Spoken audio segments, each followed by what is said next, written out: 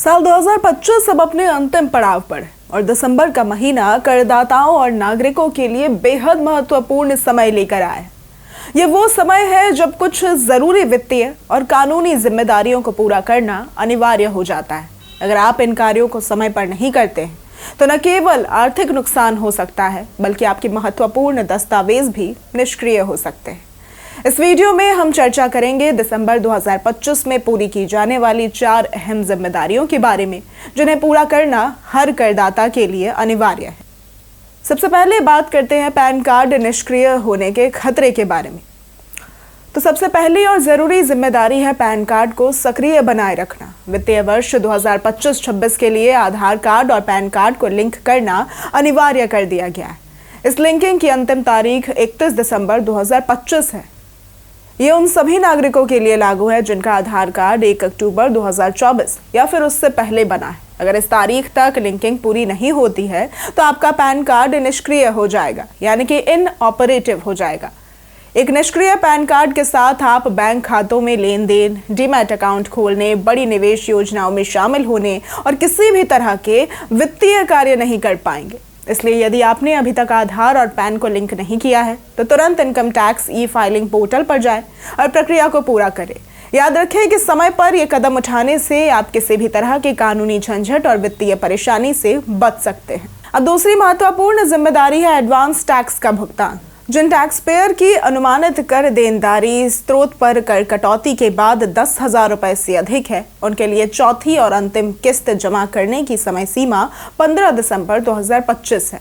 Advance tax समय पर जमा करना बहुत जरूरी है। अगर आप इसे समय पर जमा नहीं करते तो न केवल ब्याज देना पड़ सकता है बल्कि जुर्माना भी लग सकता है। विशेष रूप से व्यवसायियों और फ्रीलांसरों को यह ध्यान रखना चाहिए कि उनकी अनुमानित कर देनदारी का सही मूल्यांकन करके समय पर भुगतान किया जाए।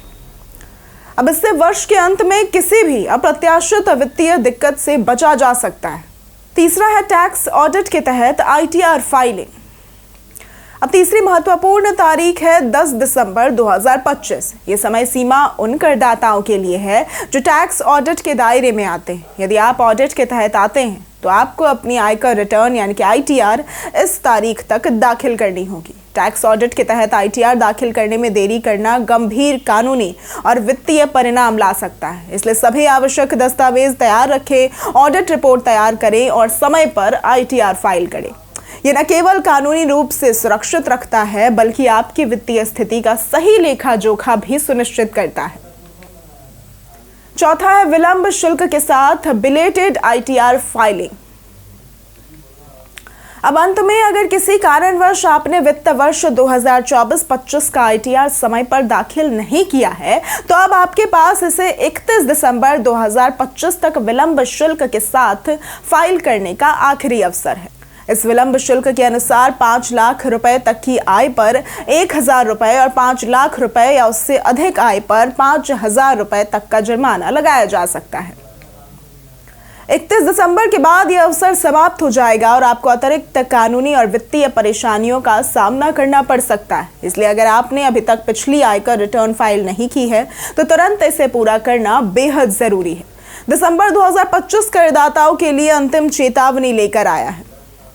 Pan card linking, advance tax का भुगतान, ऑडिटेड ITR फाइलिंग और बिलेटेड ITR दाखिल करना, ये 4 कार्य है जिन्हें समय पर पूरा करना अनिवार्य है। इन कामों में देरी न केवल आर्थिक नुकसान बल्कि कानूनी जटिलताओं का कारण भी बन सकती है। इसलिए अभी अपने दस्तावेज तैयार करें, जरूरी लिंकिंग और भुगतान पूरा करें और 2025 को सही तरीके से समाप्त करें।